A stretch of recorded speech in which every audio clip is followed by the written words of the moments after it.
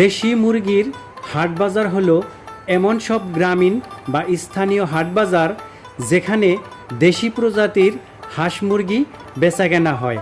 টাঙ্গাইলের কালীহাতির বল্লা বাজার এই ধরনের হাট বাজারের একটি উল্লেখযোগ্য উদাহরণ। এটি একটি শতবর্ষী হাট। এখানে পাইকার ও খুচরা বিক্রেতারা দেশি হাঁস মুরগি বেচাকেনা করেন।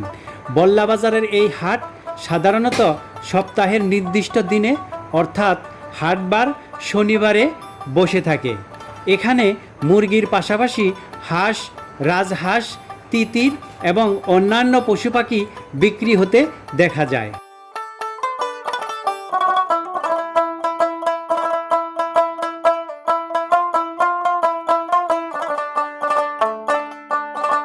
এখানে অনেকেই বাড়িতে পালা দেশি মুরগি সাপ্তাহিক হাটে বিক্রি করার জন্য নিয়ে এসেছেন।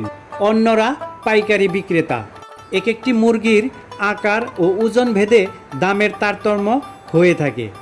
মুরগির আকার ছোট হলে কম দাম, আর আকার বড় হলে ওজন অনুযায়ী দাম বেশি।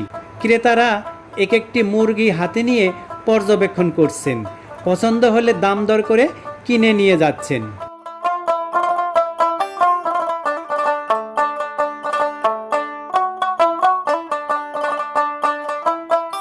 স্থানীয় গ্রামীণ জনপদের মানুষের জীবনযাত্রার বৈচিত্র্য এবং অর্থনৈতিক কর্মকাণ্ডের কেন্দ্রবিন্দু হিসেবে কাজ করে মুরগির এই হাটবাজার।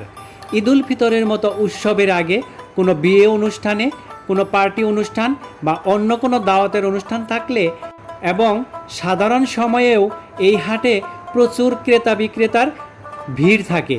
এই এলাকার অনেক পরিবারেই দেশি মোরগ মুরগির চাহিদা সব সময় থাকে।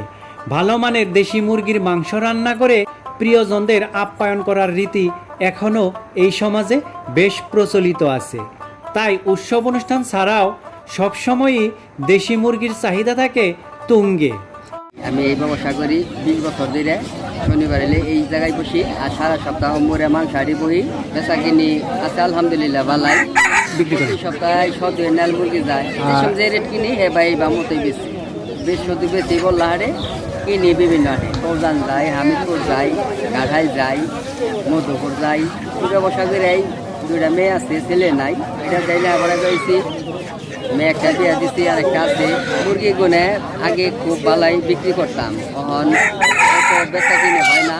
পোলট্রিরাই বেশি চললে, তারা একটু পুষ্টিকর খাবার চায়, তারা এই যে আমার কাছে দেশি মেশিন নেয়।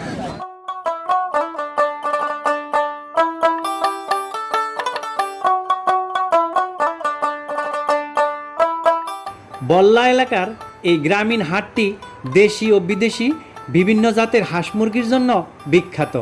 এটি বহুকাল আগে থেকেই দেশি হাঁস মুরগির কেনাবেচার একটি গুরুত্বপূর্ণ কেন্দ্র হিসেবে খুবই পরিচিত।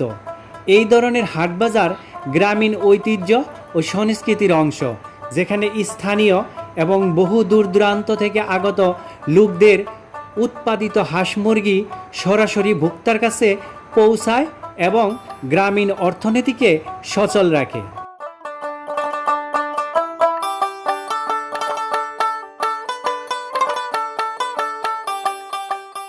ভিউয়ার্স, আমার এই ভিডিওটি দেখে কেমন লাগলো তা অবশ্যই কমেন্টস করে জানাবেন, লাইক দেবেন এবং সাবস্ক্রাইব করবেন। আর যদি আগেই সাবস্ক্রাইব করে থাকেন তাহলে অসংখ্য ধন্যবাদ। আপনি আপনার নিজের জীবনকে ভালোবাসুন, সুস্থ থাকুন, সুন্দর থাকুন।